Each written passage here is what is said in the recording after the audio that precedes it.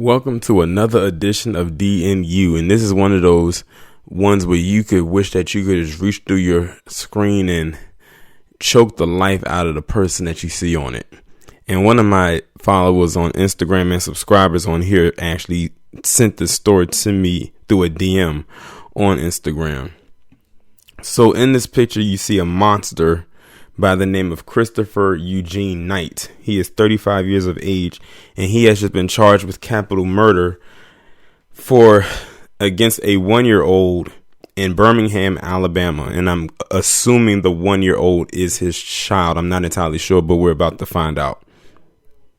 Charges have been upgraded against a Birmingham man charged in the weekend death of his girlfriend's 1-year-old son. So I'm guessing by them saying that, I'm assuming that the child isn't his, because they would have said his son. Christopher Eugene Knight, age 35, is now charged with capital murder in the slaying of toddler Jayden McGee. He was initially charged with aggravated child abuse and has been in the Jefferson County Jail since Tuesday. Jayden, who just turned 1 on February 28th, was rushed to Children's of Alabama Saturday after he was unresponsive and having trouble breathing. Doctors there, as well as subsequent autopsy, found severe head injuries. The boy remained on life support until Tuesday, when the support was removed. He was pronounced dead a short time later. Jayden's mother, 23-year-old Natasha McGee, was at work when Knight, her boyfriend of 2 months, called her to say that Jayden was having trouble breathing. McGee told AL.com in an interview. She said he refused to call 911 and told her to come home, which she did. It was about 7:30 a.m. and McGee left her job at UAB and rushed to the home at 1100 Huffman Road. When I saw my son, I knew something was wrong. I could tell by the way he was acting. McGee grabbed Jayden and put him in the car to take him to the hospital, but realized she needed to call paramedics instead. He was alive, but he wasn't saying anything. He was fighting to breathe. I knew he was still alive, but he wasn't alert.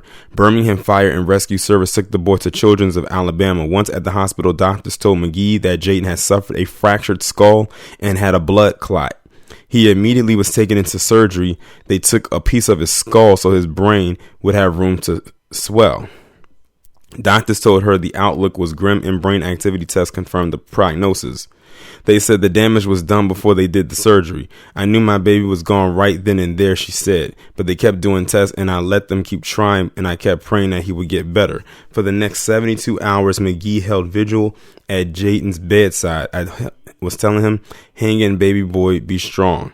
I was telling him I was sorry. It was just a nightmare, McGee said Wednesday. Waking up today knowing that I can't see him again is just sad. McGee said this was something she never saw coming. Knight, who has children of his own, has watched Jayden before and she trusted him, she said.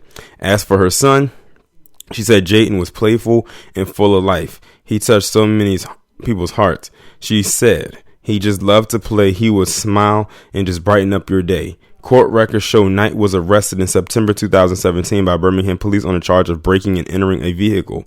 He eventually pled guilty to the crime, and in January 2019, he was sentenced to 2 years of supervised probation. A probation review was set for May 2019, but Knight failed to show up to court. A failure to appear warrant and issue for his arrest accompanied by a no bond order. It wasn't immediately clear why he was not arrested.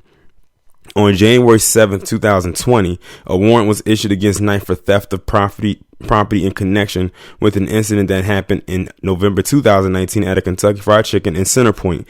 The Jefferson County District Attorney Office on that day filed a motion that his probation be revoked, citing the failure to appear charged in the new theft warrant. Jayden's funeral is scheduled for March 18th at Living Faith Baptist Cathedral on Old River Road in Bessemer. The Reverend Raymond A. Lightfoot Jr. is officiating. A GoFundMe has been set up to help with Jayden's service, and they put a link to his GoFundMe. When I'm reading that in that last part, when it starts reading off this guy's rap sheet, this guy literally had nothing but trouble following his way since 2017, all the way up to his most recent one, besides this one being his most serious charge in January of this year. You can just look at him and tell he ain't no good. I can always tell you, sometimes a mugshot will tell you all you need to know about a person, or you can tell how they look just by look at him. You can look at him and tell that he really does not care what he did. And it said that she said that he had other children of his own. He would never do that to his kids, but he decided to do that to the one child that wasn't his. And that's usually how it is. That reminds me of the Cynthia Baker situation with her, with that dude she was laid up with. That child wasn't hers.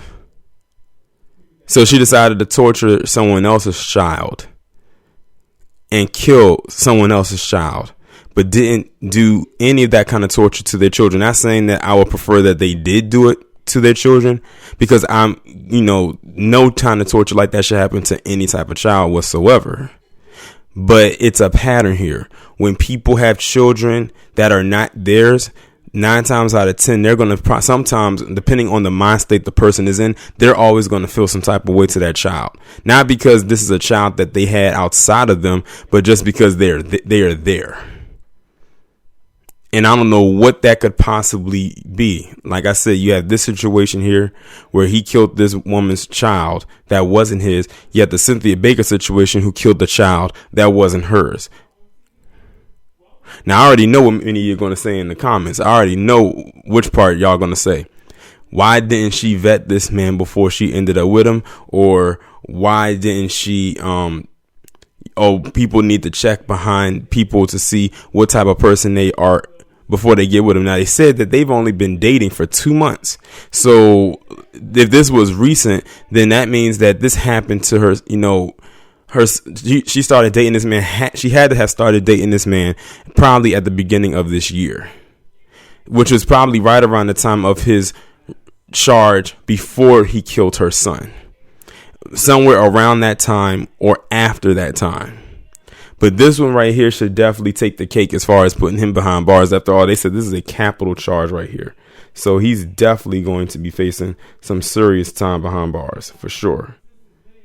So with that being said, I hope they deal with him accordingly wherever he is going. Condolences to the family of that child, only 1 year old, only one. I don't know what it is with these child killers nowadays. And I hate that I even put those two words together in a statement to form a term. But these child killers are off the chain.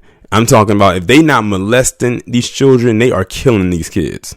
And for reasons unknown, because we don't even know what would make this guy do it. And to be honest, even if we found out what the motive was, it wouldn't mean anything. It wouldn't stack up as to a solid reason as to why he would kill a 1-year-old child. What did a 1-year-old do to you? Did they cry too loud? Did they not go to sleep? Did they not eat? What? Did they not do the basic things that a 1-year-old is known to do? I bet that's what it was. But something tells me it probably wasn't. And at this point, I really don't care.